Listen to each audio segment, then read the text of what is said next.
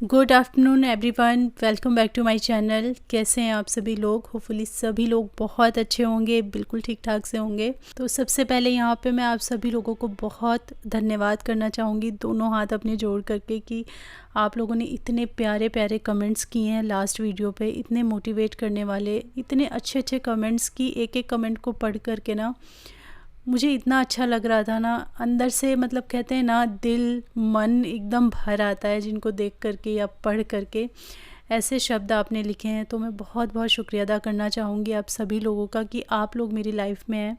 जब इतने अच्छे कमेंट्स में पढ़ती हूँ ना, तो मुझे रियलाइज़ होता है कि मेरी जो ट्रू अर्निंग्स हैं, जो मेरी एसेट है, मेरी कमाई है, वो आप ही लोग हो, आप लोग का प्यार है। जो इतना दिल से आप लोग इतनी अच्छी अच्छी चीज़ें लिख के भेजते हो ना, ये यूं ही नहीं होता है। बहुत अटैचमेंट चाहिए इसके लिए, बहुत प्यार चाहिए दो लोगों के बीच में, तभी वो एक दूसरे के बारे में इस तरीके के शब्द लिख पाते हैं या सोच पाते हैं।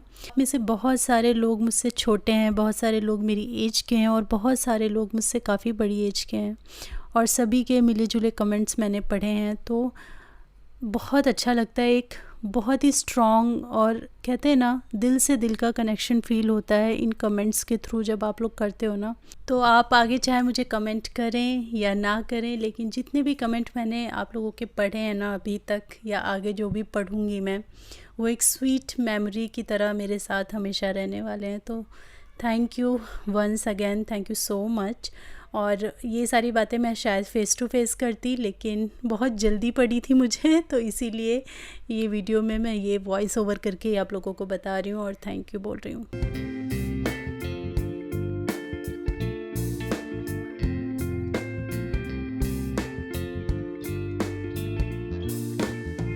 ये वीडियो कल शाम का है, कल से मैंने स्टार्ट किया था और आज मैं बहुत बेटर फ़ील कर रही हूँ। जो मेरा पैर में दर्द था ना, आज देखिए मैं बिल्कुल लंगड़ा के नहीं चल रही हूँ, नॉर्मली चल पा रही हूँ, और ये कम से कम 4 दिन बाद मैं नॉर्मली चल पा रही हूँ।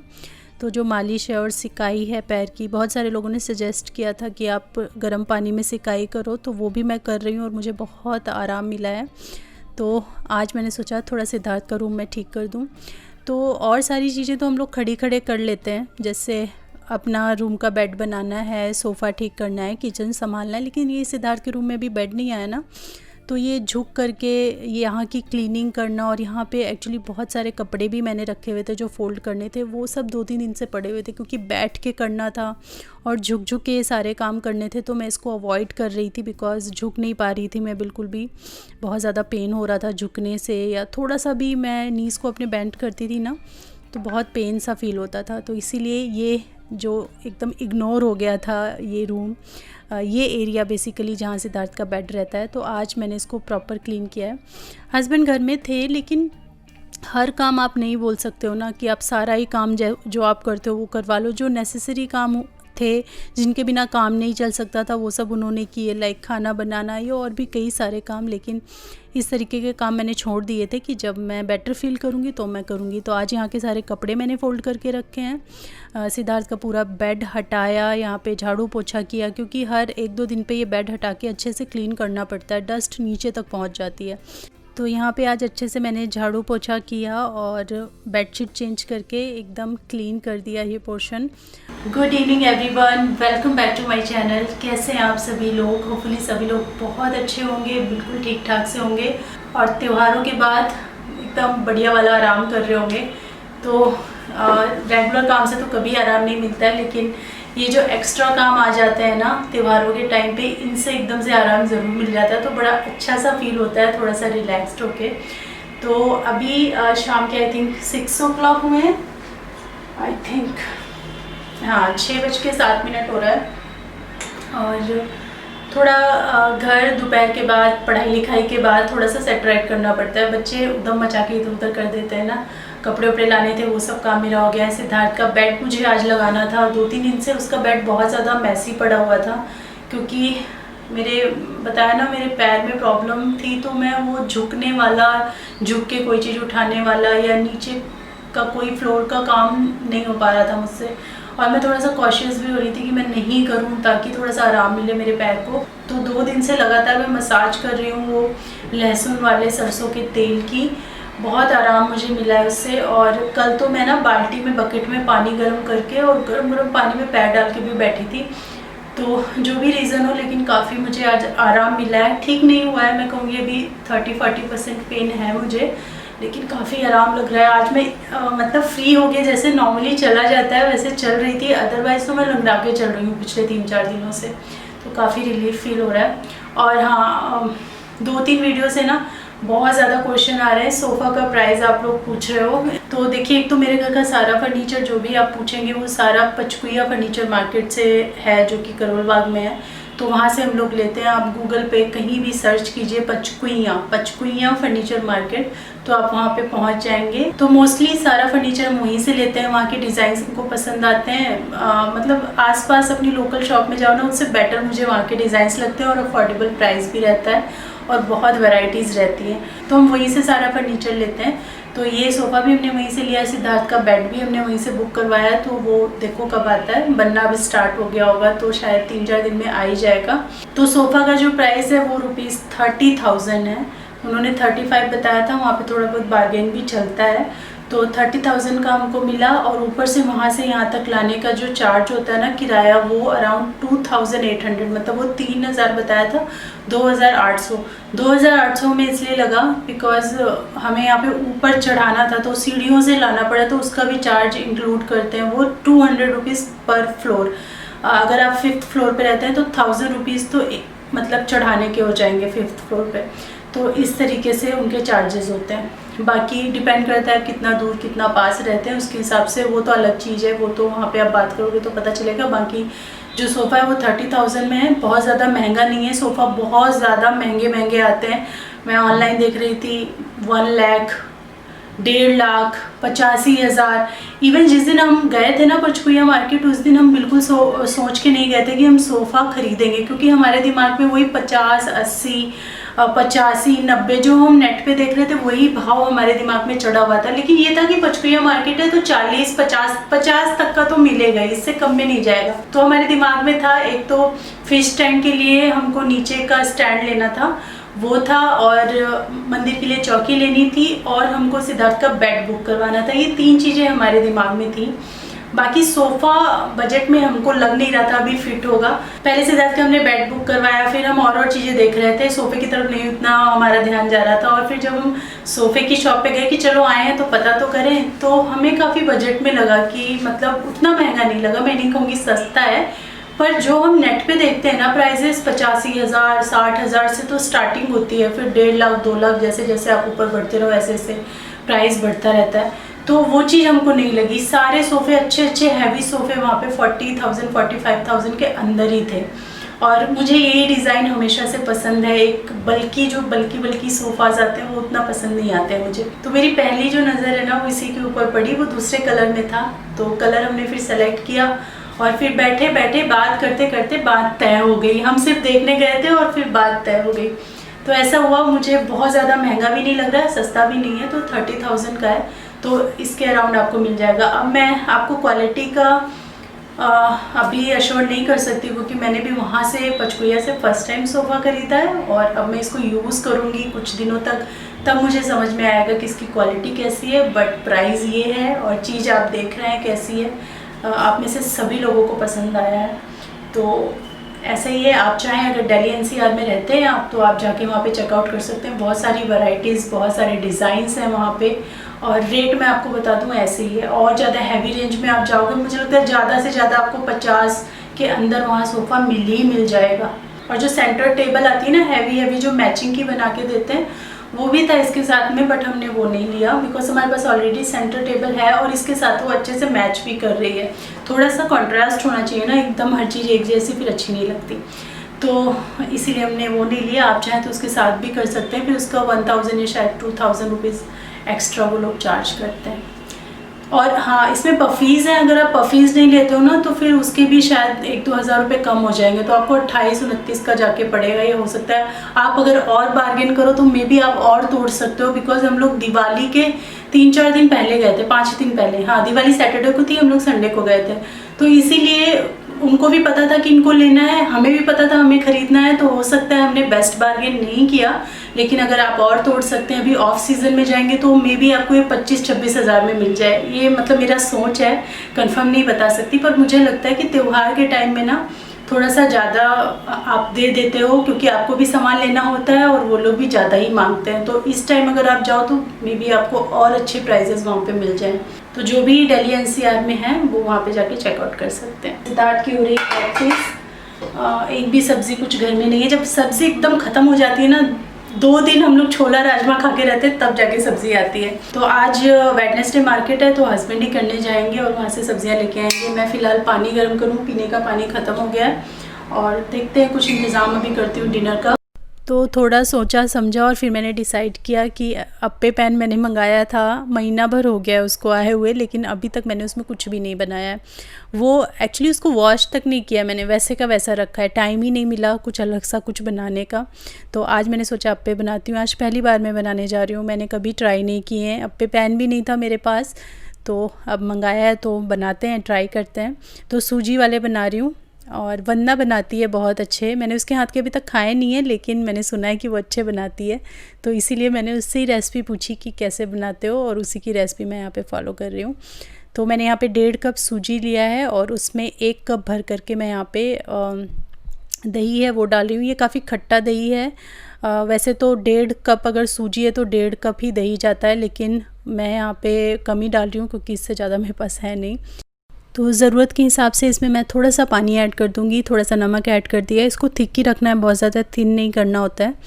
तो थोड़ा सा पानी डाल करके मैं इसको अच्छे से मिक्स कर लूँगी और इसको अब मैं 1 से 1.5 घंटे के लिए रेस्ट करने के लिए रख दूँगी, ताकि सूजी अच्छे से फूल जाए।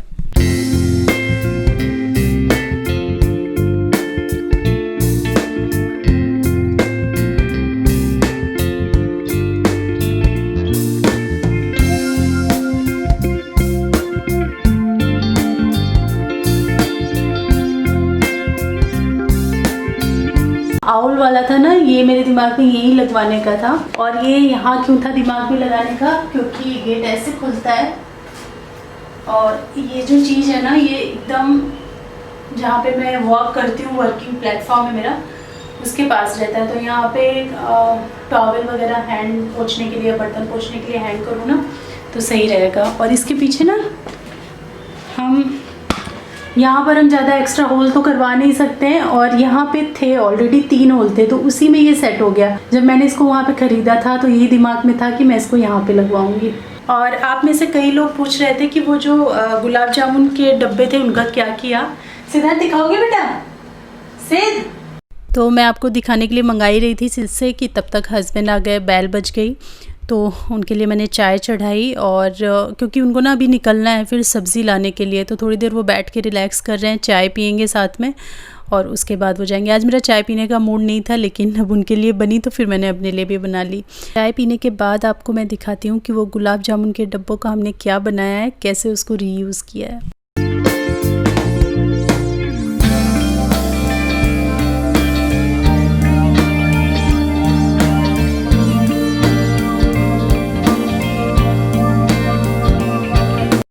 मैं आपसे बता रही थी ना कि श्वेता ने उनका क्या बनाया।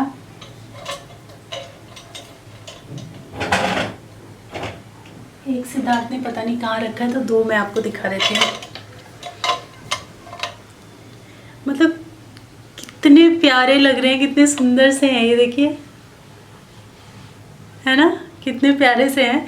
और ये इसने दिमाग लगा के बनाया और ये इतने यूज़फुल हैं। इसमें सिद्धार्थ ने कुछ डाल के रखा है, इनको मैं अच्छे से अरेंज करूँगी। इसमें उसने अपने कलर्स रखे हैं, आप इसमें अपनी पेंसिल, पेन्स, इसको अपनी स्टडी टेबल पे रखिए, बहुत क्यूट लगेंगे। इसमें आप कुछ प्लांट्स वगैरह रख सकते हैं। एक छोटा सा प्लांटर जो आता है ना प्लास्टिक वाला, वो इसके अंदर करके रखिए तो बहुत प्यारे लगेंगे। मैंने कभी सोचा भी नहीं था कि वो ऐसे इन चीज़ों को भी रीयूज़ कर सकते हैं। हम लोग जनरली इसको हमेशा थ्रो ही कर देते हैं। और कितना सुंदर बनाया उसने। एक और है, 3 डब्बे थे ना, एक पे उसने क्या बनाया, एक कहाँ है सिद्धार्थ? एक पीछे होगा ना यार, कहाँ पे? कपड़ा रख दिया उसके ऊपर? नहीं,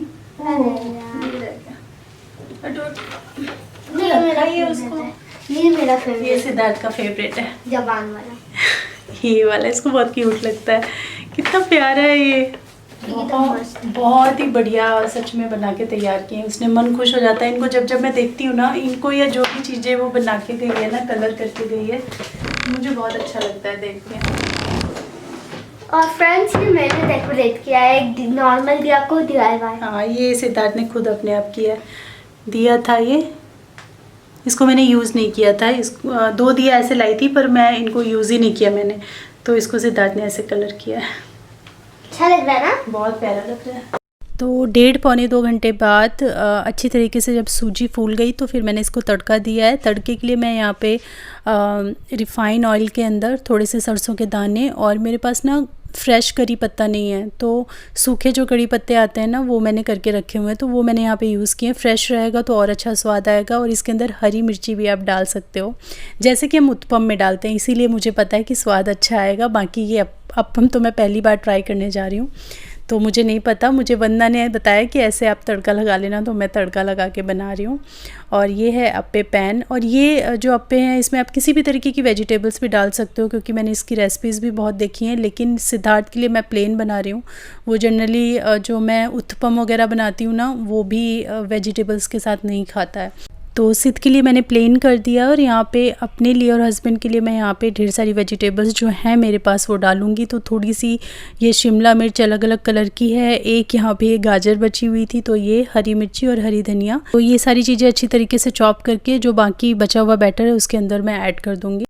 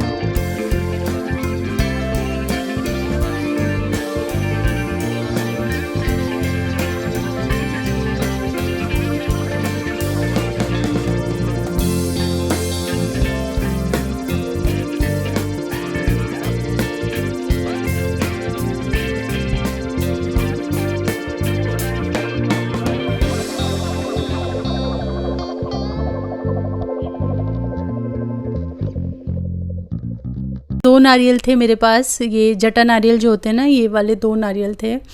एक नारियल देखा मैंने खोल करके वो ख़राब निकला, फिर ये दूसरा नारियल, ये बहुत ज़्यादा इसमें जटाएँ वगैरह लगी थी, तो इनको मैंने बहुत मेहनत करके हटाया, निकाला कि ये अच्छा निकलेगा, क्योंकि इसके अंदर पानी एकदम ना सुनाई दे रहा था, और जब ऐसा होता है तो नारियल अंदर से अच्छा ही होता है। ये खोला लेकिन ये नारियल भी ख़राब निकल गया, तो मेरे पास नारियल ही नहीं बचे। तो इसकी जगह किसी और चीज़ की मुझे चटनी बनानी पड़ेगी, नहीं तो पूरा मन था कि नारियल की चटनी बनाएंगे।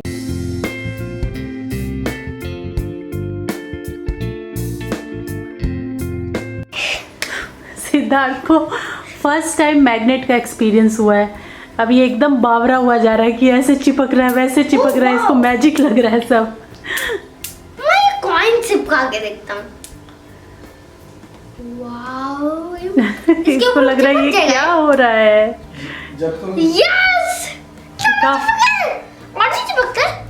तो मैंने अमेज़ॉन पेंट्री से इस बार सारा राशन मंगवाया है। तो ये जो भुने हुए रोस्टेड चने होते हैं ना, ये भी मैंने मंगवाए हैं, क्योंकि सर्दियों में बहुत अच्छा होता है अगर आप गुड़ चना खाओ ना, तो बहुत अच्छा होता है हेल्थ के लिए। एक तो शरीर में थोड़ी गर्माहट बनी रहती है, खाने में भी ये बहुत टेस्टी लगते हैं।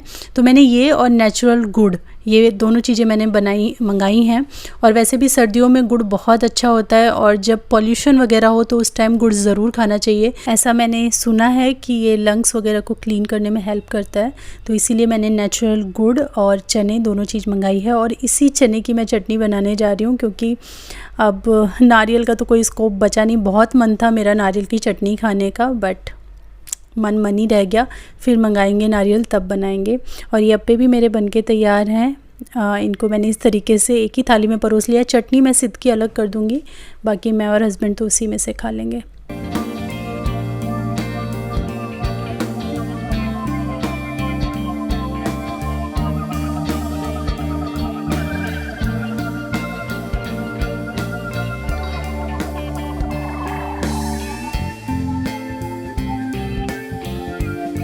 तो अप्पे तो अच्छे बने थे, फ़र्स्ट टाइम बनाए, अच्छे लगे। लेकिन सीरियसली बताऊँ, ये चने की चटनी के साथ बिल्कुल अच्छे नहीं लगे। या तो इसके साथ नारियल की चटनी या फिर प्याज टमाटर की चटनी होती ना, तो ये ज़्यादा अच्छे लगते।